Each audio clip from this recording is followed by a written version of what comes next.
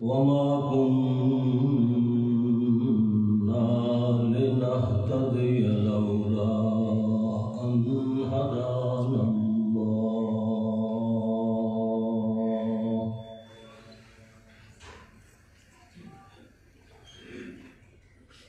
والصلاة والسلام على سيد الرسل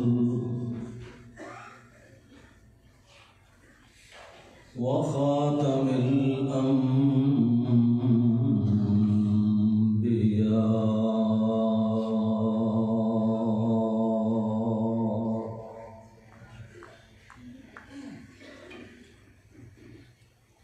أما بعد فأعوذ بالله من الشيطان الرجيم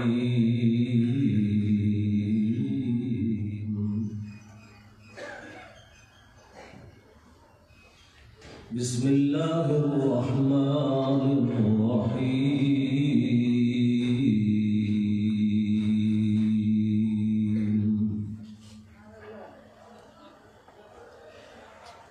قل ما أسألكم عليه من أجر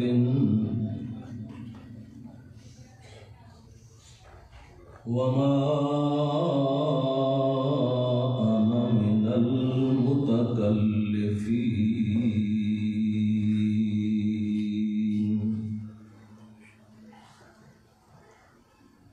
سبحان ربك رب العزة عما يصفون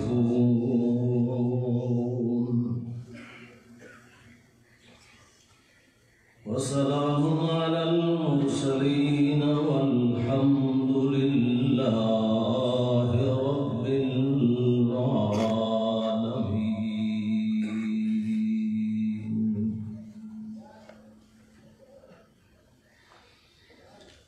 اللهم صل على محمد وعلى آل محمد كما صليت على إبراهيم وعلى آل إبراهيم إنك حميد مجيد.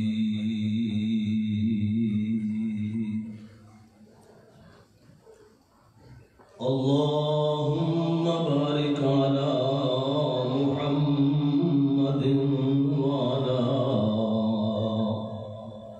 آل محمد كما باركت على إبراهيم وعلى آل إبراهيم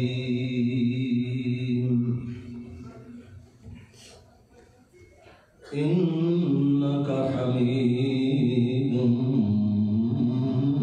مجيد.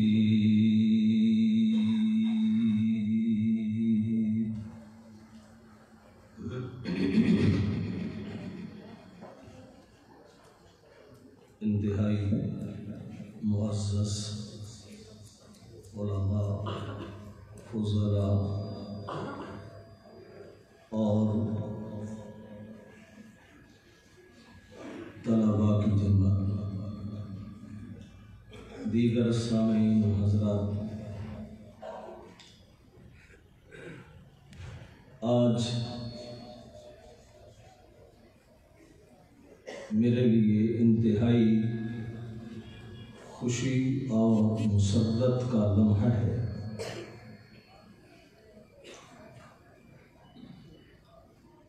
اس جامعہ کی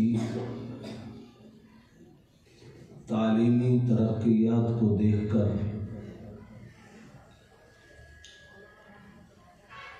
دل سے دعائیں نکلتی ہیں.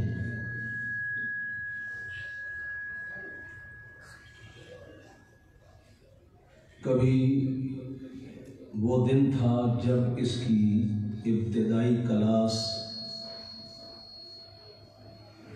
حفظ و ناظرہ کے ساتھ صرف و نحو کی کلاس کو شروع کیا گیا تھا،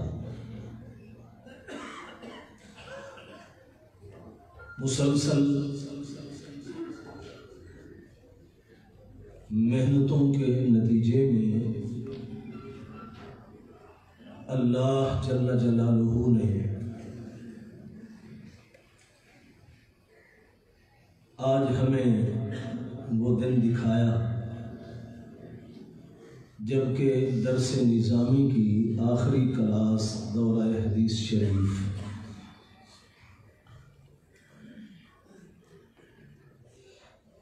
جو شوال کے افتتاحی پروگرام میں آپ نے منظر دیکھا تھا، اللہ کے فضل و کرم سے اور یہاں کے ہمارے رفقاء علماء مدرسین کی محنتوں سے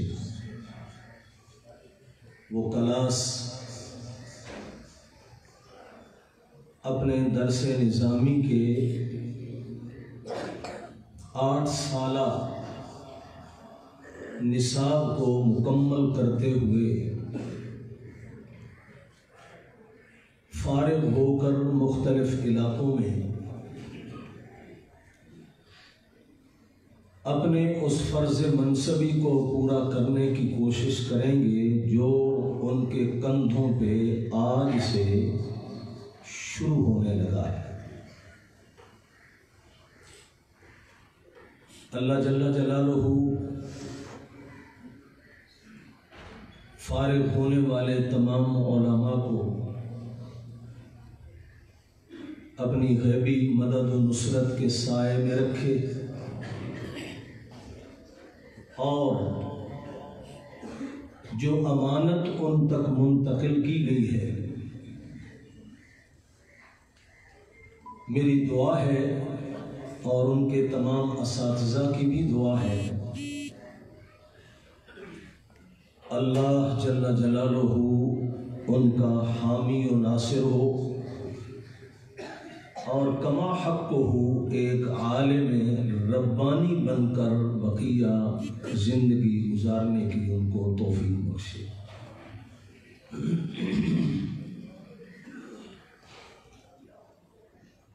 مفصل بیان پہلے بھی آپ سن چکے ہیں، بعد میں بھی سنیں گے۔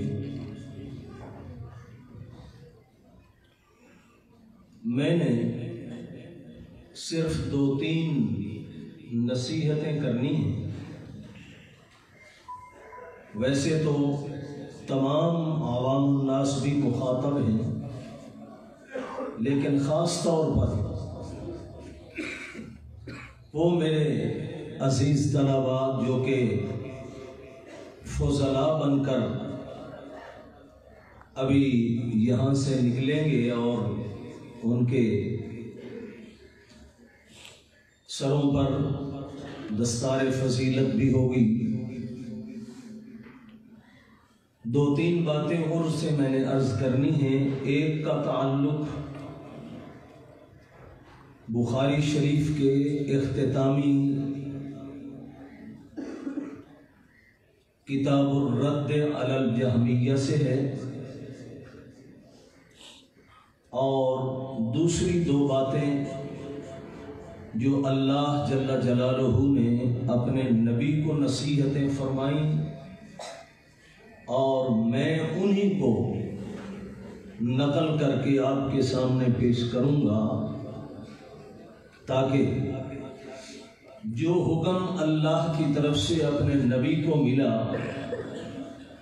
یقیناً سارا قرآن بھی اور ساری احادیث نبویہ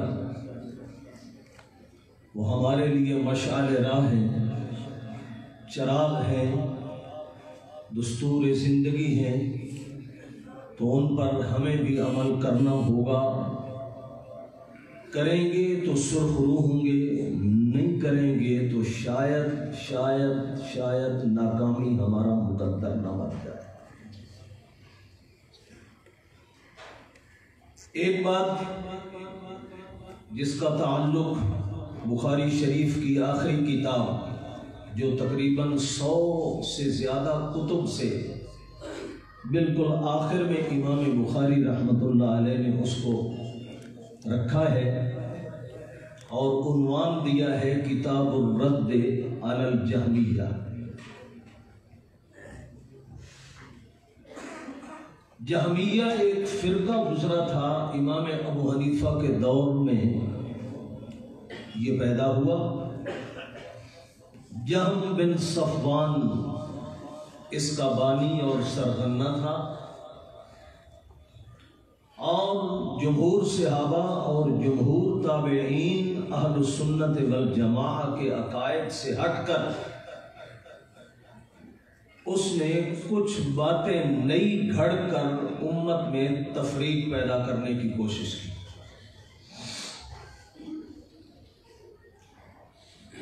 جن میں سے چند مشہور باتوں کا تذکرہ امام بخاری نے اس باب میں عنوان کے انداز میں اس طرح ذکر کیا کہ اللہ جل جلالہ کی کتاب سے قرآنی آیات کے ساتھ اور جناب رسول اللہ صلی اللہ علیہ وسلم کی احادیث کے ساتھ ان کے ان نظریات کی تردید کی جو اہل السنت والجماعت کے عقائد سے متصادم تھے۔ ان عقائد کی تفصیلات میں نہیں جا رہا ابھی، نہ وہ میرا موضوع ہے، وہ سبقاً بحمد اللہ شیخ الحدیث حضرت مولانا محمد رمضان صاحب نے یا دوسرے حضرات نے پڑھا دی، تفصیل کے ساتھ بیان کر دیا۔ میرا مقصود اس وقت صرف اور صرف اس کتاب کے عنوان سے ہے، کتاب الرد علی الجہمیہ۔ ساری کتاب باب کیف کان بدء الوحی الی رسول اللہ صلی اللہ علیہ وسلم سے جس کی ابتدا ہوئی، اور پھر کتاب الایمان، کتاب الطہارہ، کتاب الصلاۃ، کتاب الزکوٰۃ، کتاب الصوم، کتاب المناسک، اس طرح مختلف 100 سے زیادہ کتب کا تفصیلی بیان اور ان کے مناسب احادیث نبویہ کو ذکر کیا، اور آخر میں اس کتاب کو رکھا اور پڑھنے پڑھانے والوں کے لیے خاص طور پر فارغ ہونے والے ان طلباء کو ایک لائن دے دی زندگی گزارنے کی اور لوگوں کی اصلاح کی، کہ میں جس طرح اپنی کتاب کے آخر میں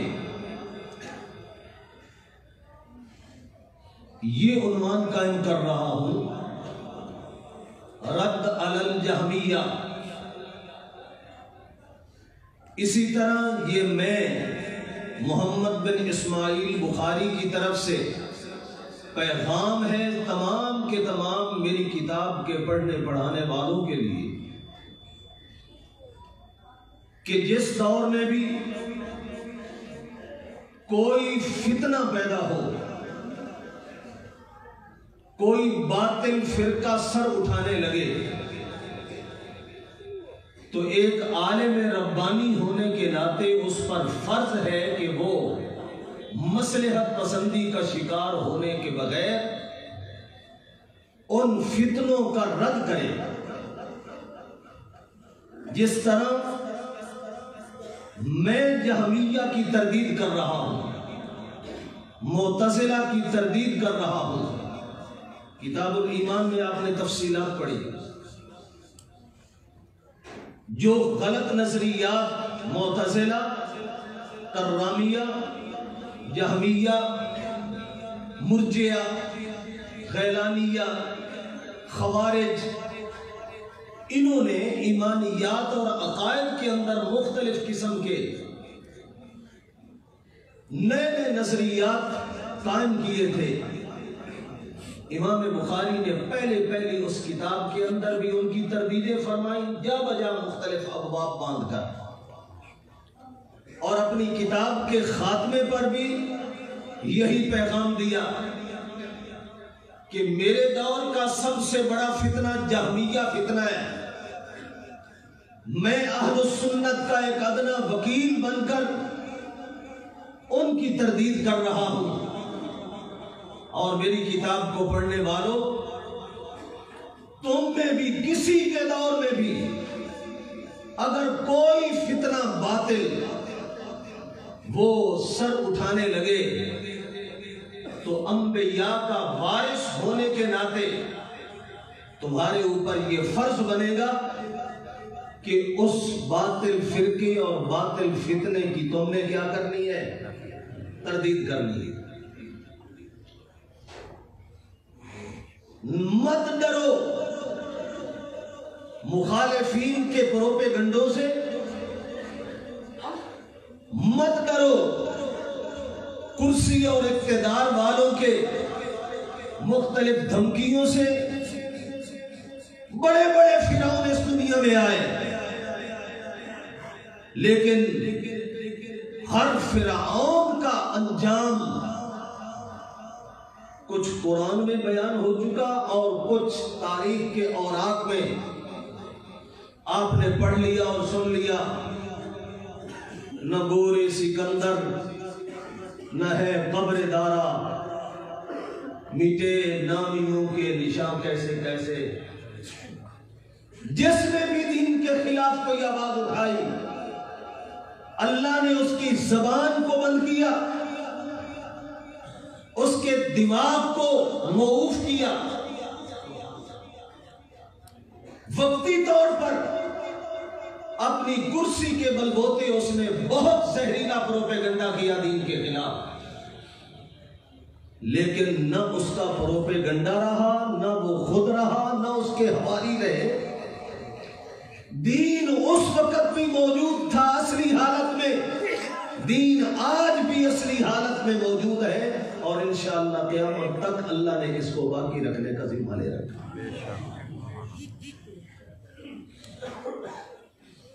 سابقہ دور میں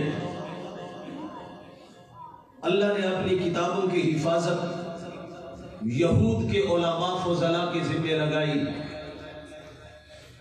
انا انزلنا التوراۃ فیہا ھدی ونور یحکم بها النبیون الذین اسلموا للذین ہادوا والربانیون والاحبار بما استحفظوا من کتاب اللہ۔ کتاب اللہ کی حفاظت علماء کے ذمہ لگائی، وہ پیٹ کے لالچ میں یحرفون الکلم عن مواضعہ کا شکار ہو گئے، اللہ کی کتاب میں تحریفات کی، تبدیلیاں کر لی، لوگوں کی مرضی کے مطابق مسائل اور فتوے دیے۔ اس کتاب اور دین کی حفاظت کا ذمہ کس نے لیا؟ انا نحن نزلنا الذکر وانا له لحافظون۔ کتاب اللہ کی حفاظت اللہ کے ذمے ہے کہ نہیں؟ اور حدیث رسول اللہ کی حفاظت بھی، بولیے کیوں؟ حدیث قرآن کی شرح ہے، قرآن متن ہے، حدیث اس کی شرح ہے۔ شرح کے بغیر متن حل نہیں ہوتا، شرح کے بغیر متن کی سمجھ نہیں آتی۔ اگر متن ٹھیک رہے، شرح میں گڑبڑ ہو جائے، متن سمجھ میں آئے گا؟ نہیں آئے گا۔ اللہ کروڑ رحمتیں فرمائے ان محدثین کے اوپر، یحییٰ بن سعید القطان کے اوپر، یحییٰ بن معین کے اوپر، احمد بن حنبل کے اوپر، امام بخاری کے اوپر، امام نسائی اور مسلم اور ابو داؤد کے اوپر، اللہ اکبر، امام ذہبی کے اوپر، حافظ ابن حجر کے اوپر، جنہوں نے دودھ کا دودھ پانی کا پانی کر کے ہمارے سامنے کھرے اور کھوٹے کا امتیاز اور فرق سمجھایا، جن بدباطن اور کے لوگوں نے احادیث میں اپنی طرف سے غلط حدیثوں کا مجموعہ ڈال کر لوگوں کے سامنے حدیث کے ذخیرے کو مسخ کرنے کی کوشش کی۔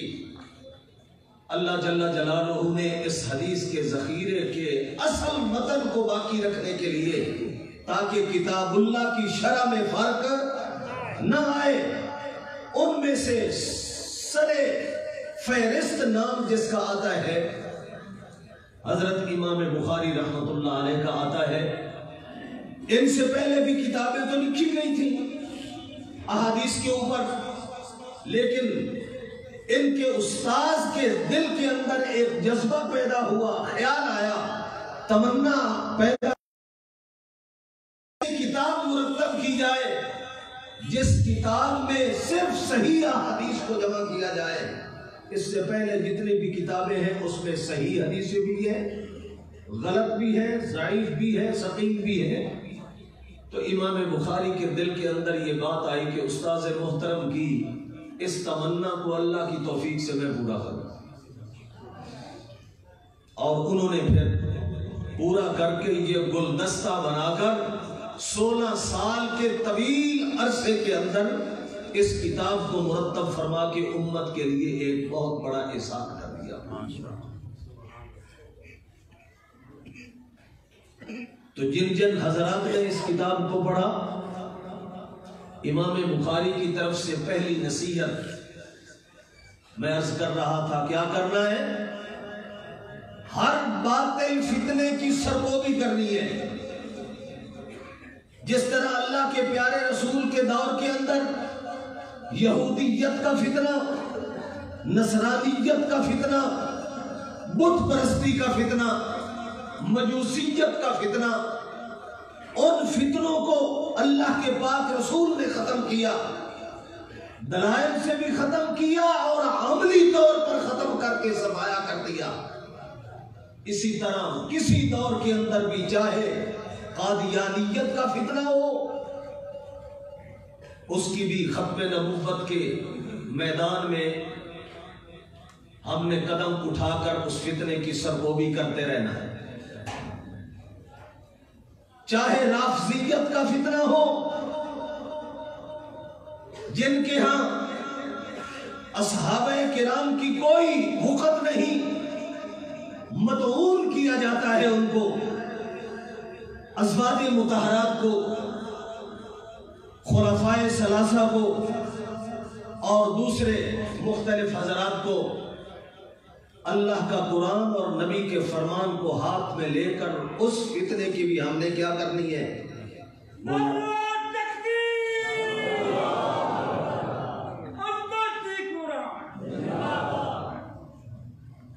کہیں انکار حدیث کا فتنہ ہو۔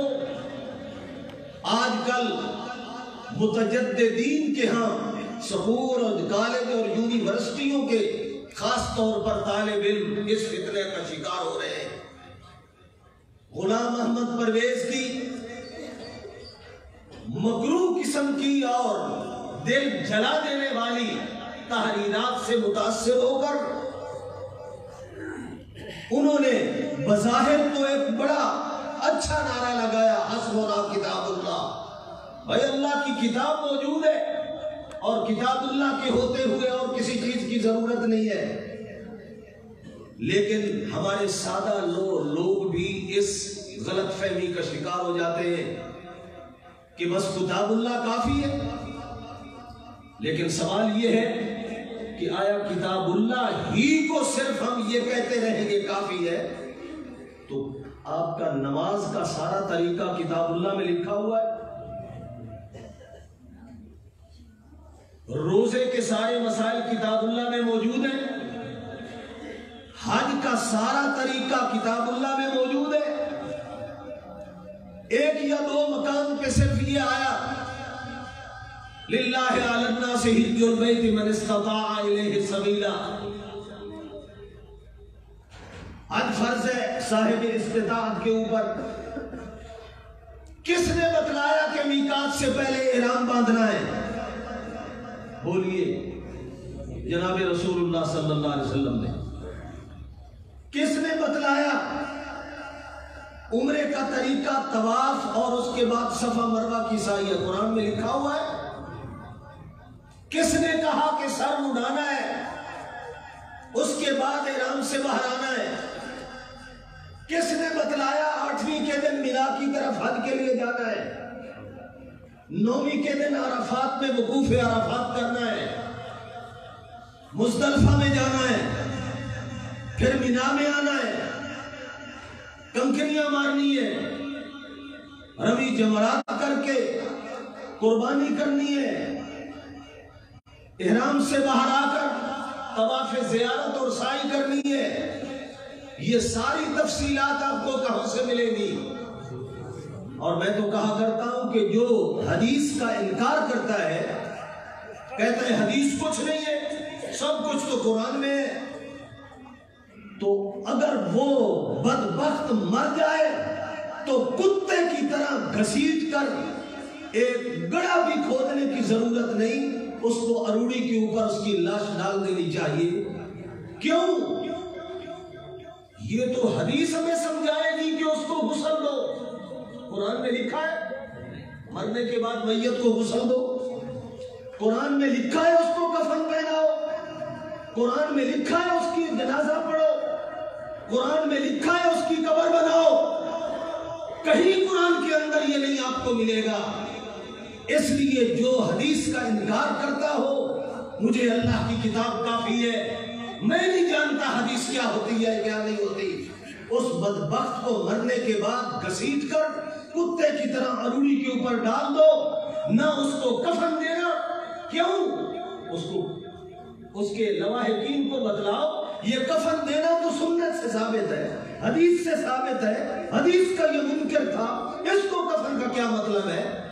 غسل دینے کی اس کو ضرورت نہیں، خوشبو لگانے کی ضرورت نہیں، اس کا نماز جنازہ پڑھنے کی کوئی ضرورت نہیں۔ کیوں؟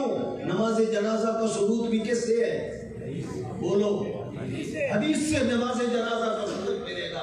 قرآن میں کہیں نہیں لکھا ہوا کہ مرنے والے کا جنازہ پڑھو اور قبر کھود کر اس کی دفن کرو، یہ ساری تفصیلات آپ کو حدیث میں ملے گی۔ اس لیے حدیث کے فتنے میں اس دلدل میں پھنس جائے اور سمجھانے کے باوجود، اتمام حجت کرنے کے باوجود اس کی کھوپڑی اور اس کا دماغ صحیح نہ ہو، تو پھر میں ایک دفعہ عرض کروں گا کہ نہ اس کو غسل دینے کی ضرورت، نہ اس کو کفن پہنانے کی ضرورت، نہ اس کا جنازہ پڑھنے کی ضرورت، اور نہ ہی اس کو قبر میں دفن کرنے کی ضرورت ہے۔ کتے کی طرح گھسیٹ کے اس کو ڈال دیا جائے اروڑی کے اوپر، اور چاہے کتے اس کو، وہ بھی ایک قسم کا انسانی کتا تھا انسان کی شکل میں۔ کیوں؟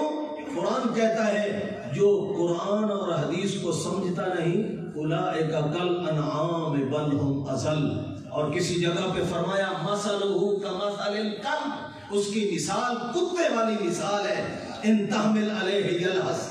اس لیے اس کو کتوں ہی کی غذا بنانی چاہیے، کتوں ہی کی خوراک اس کو بنانی چاہیے، گھسیٹ کے ڈال دینا چاہیے۔ لہٰذا جہاں کہیں انکار حدیث کا فتنہ ہو میرے بھائیوں، اس انکار حدیث کے فتنے کی بھی ڈٹ کر آپ کو سرگوبی کرنی ہوگی۔ اور یہ لائن بھی ہمیں کس نے دی؟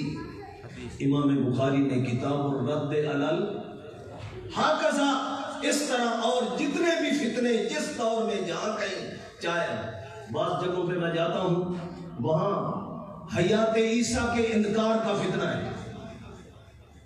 عیسیٰ علیہ السلام مر گئے جی، قرآن کہتا ہے جی کل من علیہا فان ویبقی وجہ ربک ذو الجلال والاکرام۔ دیکھو بظاہر ان دیوسوں نے کس قسم کے لوگوں کے ذہنوں کے اندر فطور ڈالنے کے لیے سہارا قرآن سے لیا، قادیانی نے بھی سہارا قرآن سے لیا، انکار حدیث کے موجدوں نے بھی قرآن سے سہارا لیا، حیات عیسیٰ کے منکروں نے بھی قرآن کا سہارا لے کر خاص طور پر ان توحیدی احباب کے اوپر ان کا حملہ ہوتا ہے، جس کی وجہ سے وہ ان کے جال میں پھنس کر حیات عیسیٰ جو 1500 سال کی پوری گزری ہوئی امت کا اجماعی اور متفقہ عقیدہ ہے، اس عقیدے کا انکار کہہ کر دائرہ اسلام سے خارج ہو جاتا ہے۔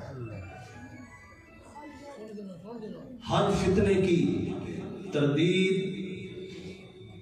جیسے ہمارے اوپر لازم ہے، اسی طریقہ سے جتنی کوئی سمجھ رکھتا ہو ہر امتی کے اوپر لازم ہے۔ کریں گے نا بھائی؟ کریں گے۔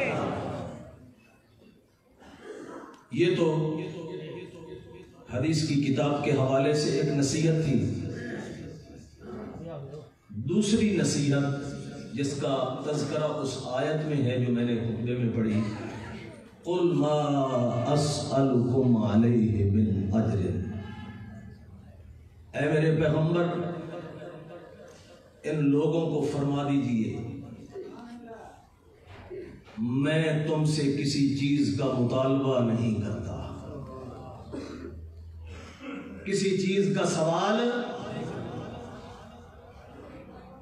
اور یہ آپ کا صرف بول نہیں ہے، قرآن کا مطالعہ کرو۔ نوح علیہ السلام نے بھی اپنی قوم سے یہ کہا تھا، لا اسألکم علیہ مالا، اوے میں تم سے مال نہیں مانگتا، جو بات میں تمہیں سمجھاتا ہوں وہ بات مان لو۔ ہود علیہ السلام نے اپنی قوم کو یہی کہا، لا اسألکم علیہ اجرا ان اجری الا علی الذی فطرنی، میری مزدوری، میرا اجر وہ میرے اللہ کے اوپر ہے۔ مال کی ہوس، مال کے لالچ میں آ کر جو بندہ دین کو چھپائے گا دنیا کے اندر بھی ذلیل ہوگا، اور قیامت کے دن بھی آگ کی لگام اس کو پڑے گا۔ اللہ کی طرف سے میرے پیغمبر کا نائب بن کر، میرے پیغمبر کے خلفاء بن کر، علماء کون ہے؟ نبی علیہ السلام کے خلفاء ہیں۔ مسند احمد کی حدیث ہے، مصنف عبد الرزاق میں بھی ہے۔ حضرت عبداللہ بن عباس فرماتے ہیں ایک دن حضور صلی اللہ علیہ وسلم نے بیٹھے بیٹھے فرمایا، اللہم ارحم خلفائی، اللہ میرے خلفاء، میرے نائبین پر رحمت فرما، اللہم ارحم خلفائی۔ تو پوچھنے والے نے پوچھا، من خلفاء کا یا رسول اللہ، آپ کے خلفاء، آپ کے نائبین کون ہیں؟ آپ نے فرمایا، الذین یروون احادیثی فیبلغونها الی الناس، جو میری احادیث کو سن کر نقل کر کے آگے لوگوں تک پہنچا دیں، میرے بول کو امانت دیانت کے ساتھ آگے لوگوں تک پہنچا دیں، وہ میرے خلفاء اور نائب۔ اور جو اس سلسلے سے منسلک ہو جاتا ہے، سمجھو اللہ کے پیارے نبی کی حدیثیں آگے نقل کرتے کرتے رسول اللہ کی دعائیں اس کو پہنچ رہی ہیں، اللہم ارحم خلفائی، اللہ میری ان تمام نائبین پر اپنی رحمت فرما۔ تو چونکہ علماء نائبین ہیں رسول اللہ کے، اس لیے اس کا مطلب یہ بھی نہیں ہے کہ بالکل کوئی اگر دے تو وہ بھی نہیں لینا، حدیث میں اس کا بھی جواب موجود ہے۔ حضرت عمر رضی اللہ عنہ ایک دفعہ ایک آدمی کو کہا یہ کام کر کے آؤ، زکوٰۃ کی وصولی کا کام تھا۔ جب وہ کام کر کے آیا تو انہوں نے کچھ محنت کا ثمرہ کچھ مال کی شکل میں اس کی مدد کر دی۔ اس نے کہا، امیر المومنین انما عملت للہ واجری علی اللہ، میں نے اللہ کے لیے کام کیا ہے، میرے ذہن میں یہ نہیں تھا کہ مجھے مال ملے گا، میں اپنے اللہ سے اس کا اجر لوں گا، مجھے نہیں ضرورت دنیا کے مال کی۔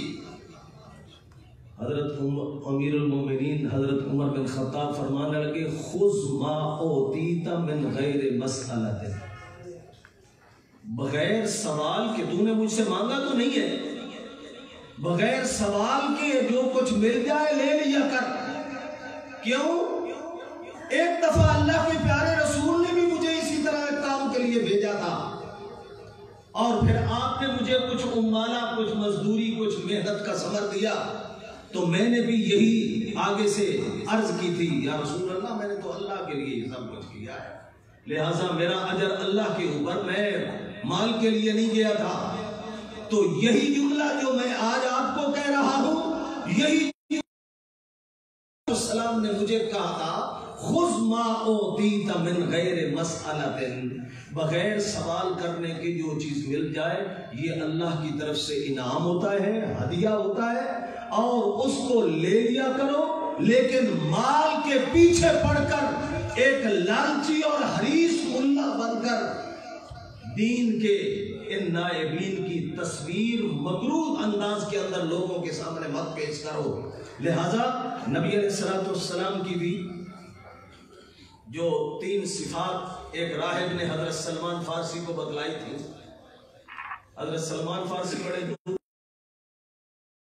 آخری ان کے راہب عیسائی استاد نے ان کو بتلایا تھا کہ مدینہ منورہ میں چلے جاؤ، یثرب کا نام یثرب تھا، تو وہاں پر ایک نبی کا ظہور ہونے والا ہے، تو اس کی 3 علامتیں بتلاتا ہوں۔ وہ صدقہ نہیں کھائے گا، ہدیہ کوئی آ کر دے گا تو قبول کرے گا، اور تیسری علامت ان کے دونوں قدموں کے درمیان میں پیچھے مہر نبوت ہوگی۔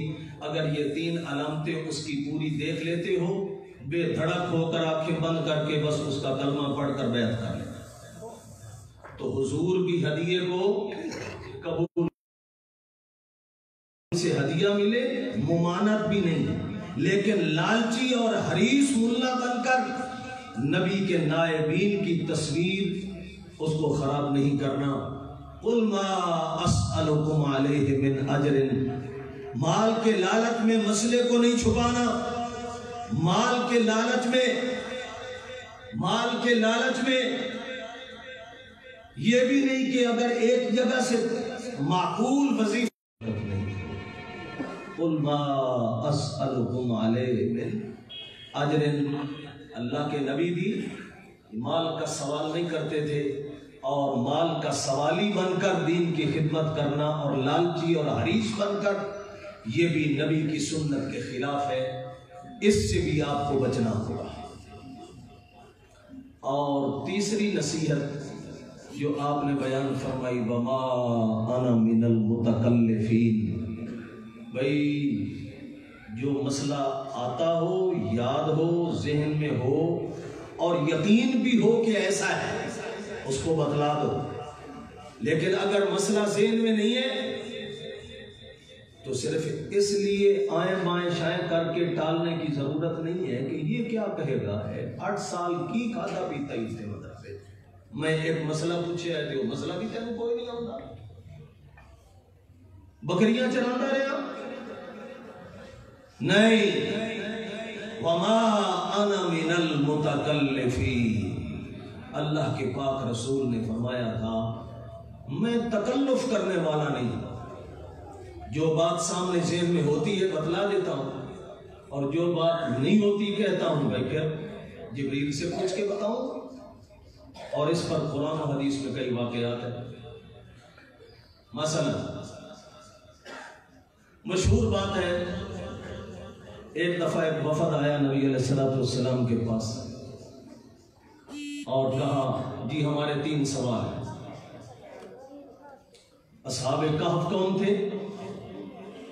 روح کی حقیقت کیا ہے؟ روح جسم میں ہو تو انسان دیکھتا ہے، سنتا ہے، بولتا ہے، زبان سے چکھتا ہے، چباتا ہے، نبض چلتی ہے، دل دھڑکتا ہے، سارے نظام انسان کے اس جسم کے کام کر رہے ہوتے ہیں۔ روح نکل جائے، آنکھ اسی طرح ہے پر دیکھنا بولو بند، کان اسی طرح موجود ہے، سننا بند، زبان اسی طرح موجود ہے، چکھنا بند، ناک اسی طرح موجود ہے، سونگھنا بند، ہاتھ موجود ہے، پکڑنا بند، پاؤں اسی طرح موجود ہے، چلنا ختم، نبضیں اسی طرح، حرکت ختم، دل اسی طرح، دھڑک ختم۔ کیا حقیقت ہے اس روح کی؟ اگر یہ ہو تو انسان پورے گھر کا سربراہ ہے، اور اگر یہ چلا جائے تو پھر گھر والے کہتے ہیں جلدی کڈو اس میں، جلدی لے چلو، اب یہ گھر رکھنے کے قابل نہیں ہے۔ مسئلہ تو بڑا سوکھا سی پر آج کل دے مولویاں بڑا اوکھا کر دیا۔ مرن تو بعد جدو قبر چلے جائے آکے ہوں سنتا ہے، جب تک دفن نہیں کرو گے نا اس وقت تک نہیں کہے گا کہ یہ سن رہا ہے. کیوں؟ اس وقت تک تو اس کی بات کو جھوٹا کرنے کے لیے لوگ کہہ سکتے ہیں اچھا سن سکتا ہے تو سنا. یہ بابا تیرا سامنے نہیں پیا، سناؤ اس کو، بلواؤ اس کو، ہاتھ کی حرکت ہے تو کرو. جو ہی قبر میں دفن ہوگا اس کے بعد کان بھی کھل جائیں گے، آنکھیں بھی کھل جائیں گی، اٹھنے کے قابل اور نماز پڑھنے کے قابل بھی ہو جائے گا. اللہ کے پیارے رسول دوسرے دن دفن کیے گئے. 2 دن تو آپ کی میت بار رہی. سوموار والے دن انتقال ہوا اور منگل والے دن رات کو آپ کو جا کر دفن کیا گیا. قبر میں جا کر ساری نمازیں آپ نے شروع کر دی اور پڑھنے لگ گئے. وہ 2 دن کی نمازیں کدھر گئی؟ تو میرے بھائیوں بتلا رہا تھا دوسرا سوال روح کی حقیقت. تیسرا سکندر ذوالقرنین کون تھا؟ ایک بادشاہ تھا اور وہ ساری دنیا کے اوپر حکومت کرنے والا. اللہ کے پاک رسول نے فرمایا کل بتلاؤ. تکلف نہیں کیا، اپنی طرف سے من گھڑت جواب بنا کر ان کو مطمئن کرنے کی کوشش نہیں کی. کیا کہا؟ کل کو بتلاؤں گا. کل آ گئے. ہاں جی بتلائیے. فرمایا جبریل نہیں آیا، کل بتلاؤں گا. پھر کل آئے. ہاں جی بتلاؤ جی. فرمایا جبریل نہیں آیا ابھی تک. اور ما ينطق عن الهوى ان هو الا وحی یوحی.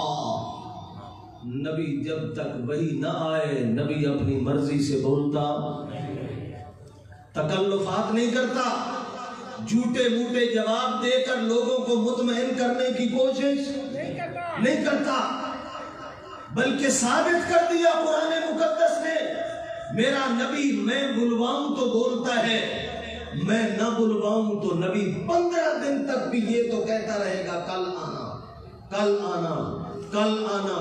جواب نہیں آیا، جبریل نہیں آیا، لیکن 15 دن گزرنے کے باوجود بھی اپنی طرف سے مصنوعی جواب پیش کرنے کی جرات. اللہ اکبر. پھر آپ دیکھیں ایسی کوئی بات بن جائے تو مخالفین کے پاس تو بہت بڑا ہتھیار آ جاتا ہے. بڑا پروپیگنڈا کیا انہوں نے. اور دیکھو جھوٹی نبوت کا پول کھل گیا. 15 دن کے بعد وحی آئی. لا تقولن لشیء لا تقولن لشیء انی فاعل ذلک غدا. اے میرے پاک پیغمبر کیوں بھول گئے؟ انشاءاللہ کیوں نہیں کہا؟ انشاءاللہ کہہ دیندے تے کم بن جانا. انشاءاللہ نہیں کیا تے 15 دن تک بھی کم نہیں بن سکیا. لا تقولن لشیء انی فاعل ذلک غدا.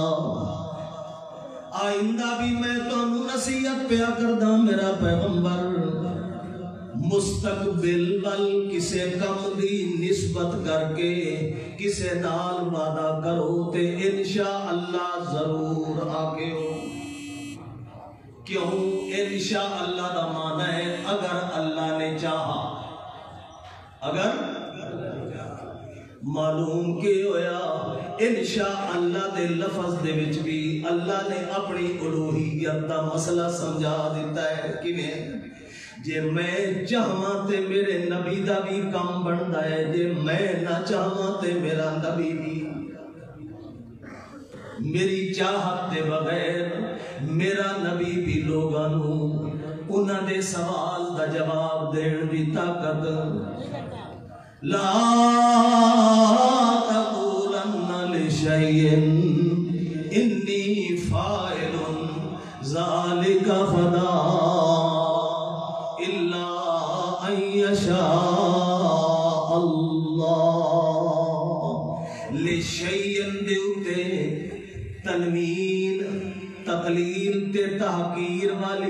کے اللہ نے مسئلہ سمجھا دیتا.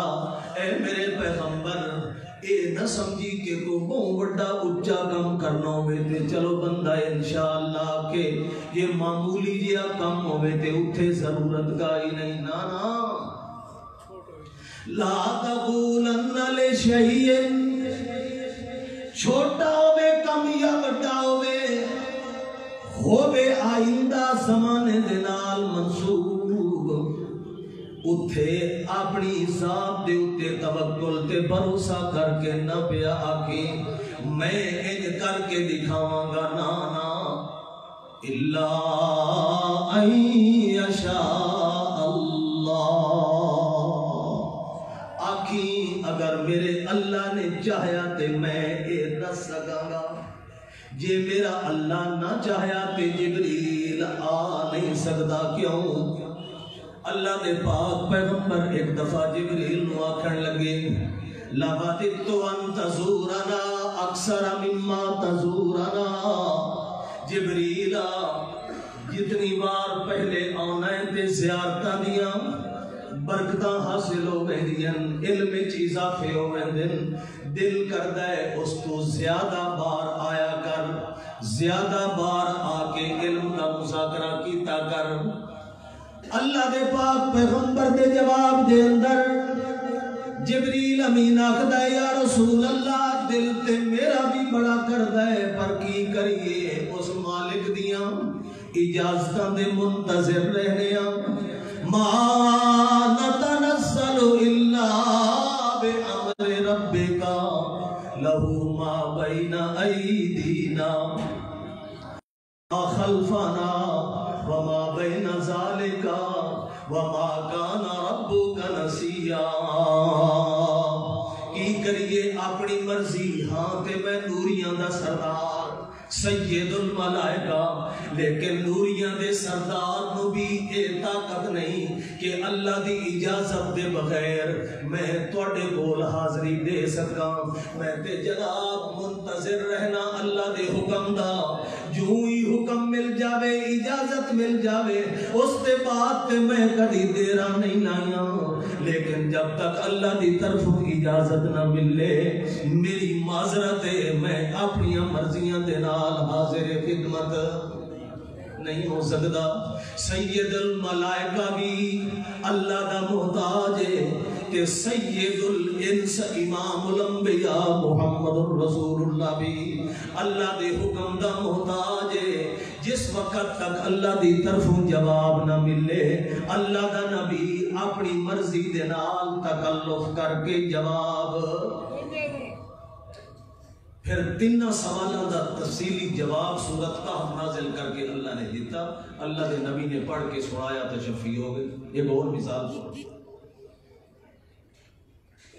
ایک یہودی آندا ہے نبی علیہ السلام دے کول سوال کردا ہے ای البقاء خیر.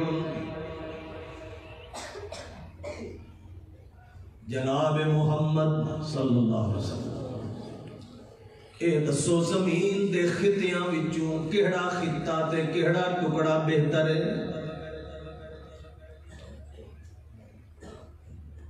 حضور صلی اللہ علیہ وسلم نے فرمایا اسکت خاموش حتی یجی جبریل. میں نے سوال دا جواب کوئی نہیں آندا جبریل آئے گا تے پوچھ کے دساں گا. ساڑھے توڑے واسطے نصیحت کوئی مسئلہ پوچھے فتوہ پوچھے سوال پوچھے مت بڑا علمی لوگ جماعن دی خاطر غلط سلط مسئلہ دس کے تے انہوں مطمئن کر کے ٹال دیو نا. صحیح مسئلہ یقیناً صحیح ہوئے تے توڑے ذہن مستحضر بھی ہوئے پھر تے انہوں دسو ورنہ تو ہوئے میں کتاب دی مراجعت کر کے بے دساں. امام احمد رحمہ اللہ تعالیٰ کو ابو داؤد شریف موجود ہے.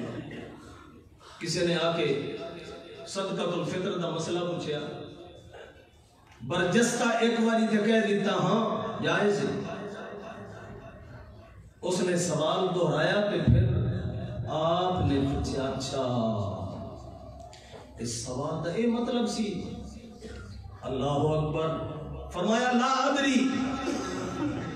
ادری میں نہیں جانتا. وقت میں بہت بڑے محدث بھی امام مجتہد بھی لیکن اس کے باوجود کیا کہا لا ادری. بھائی یہ مسئلہ میرے ذہن میں نہیں ہے میں نہیں جانتا. کیا یہ لا ادری کہنے سے امام احمد امامت کے درجے سے نیچے آ گئے؟ کیا امام مجتہد نہیں رہے؟ امام ابو حنیفہ رحمۃ اللہ علیہ سے ایک مجلس میں کئی سوالات ہوئے. بعض مورخین نے لکھا 40 سوال کیے لیکن ہر سوال کے جواب میں امام اعظم ابو حنیفہ فرماتے ہیں لا ادری لا ادری لا ادری لا ادری میں نہیں جانتا. اتنی دفعہ لا ادری کہنے کے باوجود اور جواب نہ دینے کے باوجود امام اعظم پھر بھی کیا ہے؟ امام اعظم ہے اور ان کی امانت اور دیانت کو داد دینی چاہیے. نہیں یہ خیال کیا کہ یہ لوگ کیا کہیں گے. امام ابو حنیفہ تیری تو بہت بڑی شہرت ہے شرق و غرب تک اور میں نے اتنے سوال کیے اور تو کہتا ہے کہ میں لا ادری مجھے کوئی جواب کا پتہ نہیں. نبی علیہ السلام کی حقیقت میں اس سنت کے اوپر عمل کیا جس میں اس یہودی کے سوال کے جواب میں آپ نے کیا کہا؟ اس کو حتی یجی جبریل آئے گا پوچھ کے بتاؤں گا خاموش ہو جاؤ. جبریل آ گئے سوال کیا جبریل امین ای البقاء خیر ای البقاء خیر زمین دے خطیاں ٹکڑیاں وچوں کیڑا ٹکڑا بہتر افضل ہے. جبریل آخدا پیا ہے مل مسئول عنہا بے عالم من السائل. جناب جی میں تانوں پتہ کوئی نہیں مینوں نہیں پتہ کوئی نہیں ولیکن اسأل ربی میں اپنے اللہ کو پوچھ کے دساں گا. اسے واسطے شاید اسے حدیث دا ترجمہ ایک شاعر کرتا ہے مصطفیٰ ہرگز نہ گفتے تا نہ گفتے جبرائیل شہم نہ گفتے تا نہ گفتے کردگار.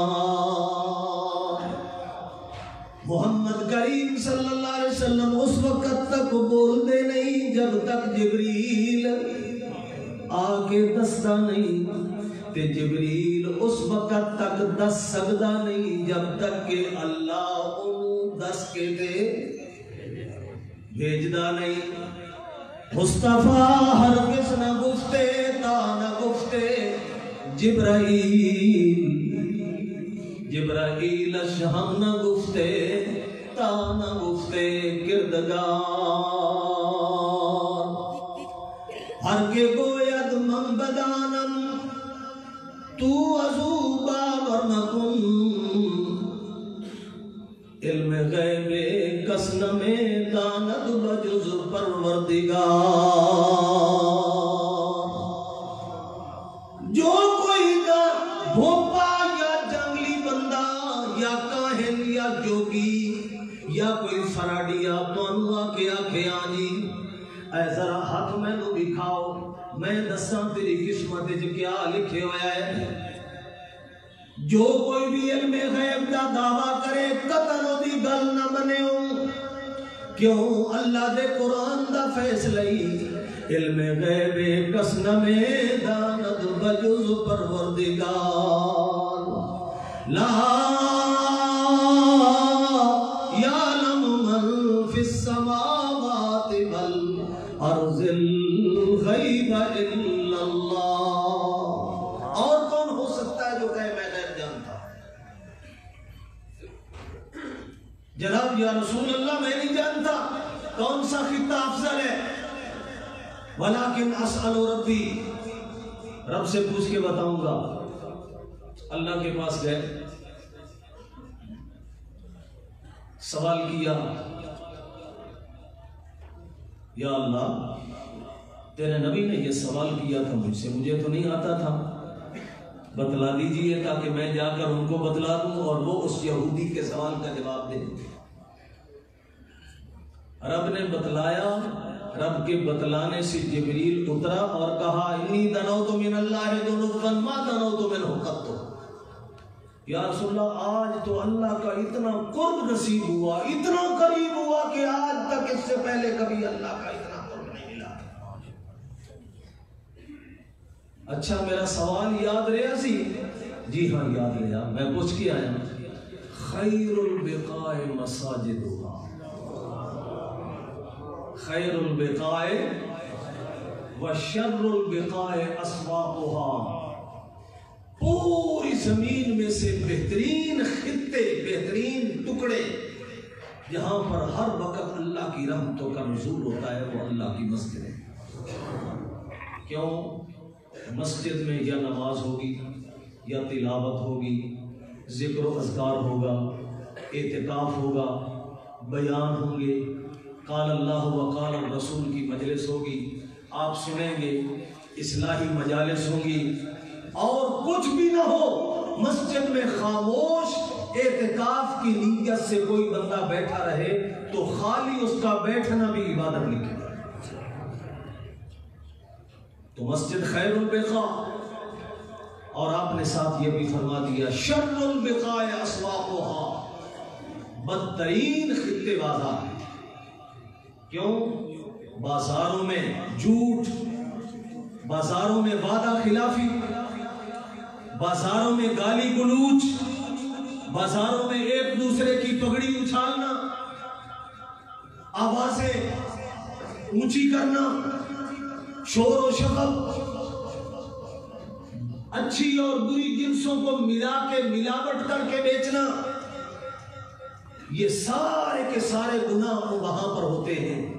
اس لیے اللہ کے پاک رسول نے فرمایا شر البقاء اسواقها، ساری کی ساری روئے زمین میں سے بدترین خطے ہیں تو وہ بازار ہیں۔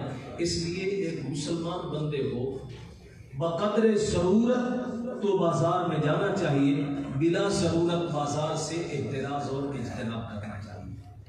تو آپ بعد میں یہ عرض کر رہا تھا آپ کو وما انا من المتکلفین، تیسری نصیحت جناب رسول اللہ صلی اللہ علیہ وسلم نے جو بیان فرمائی کہ جو بھی کوئی مسئلہ پوچھے اس میں تکلفات نہیں کرنے، غلط اور جھوٹا مسئلہ مت بتلاؤ، وقتی طور پر اگر ذہن میں نہیں ہے تو پھر یہ کہہ دو کہ بھائی میں دیکھ کے بتلا دوں گا، اپنی پوری تسلی کر کے اس کو مسئلہ بتلاؤ، تکلفات نہیں کرنے اور اپنی طرف سے مصنوعی جواب دینے کی کوشش نہیں کرنا۔ اللہ ان باتوں کو قبول فرمائے، ہم سب کو عمل کی توفیق عطا فرمائے۔ آخر دعوانا الحمدللہ۔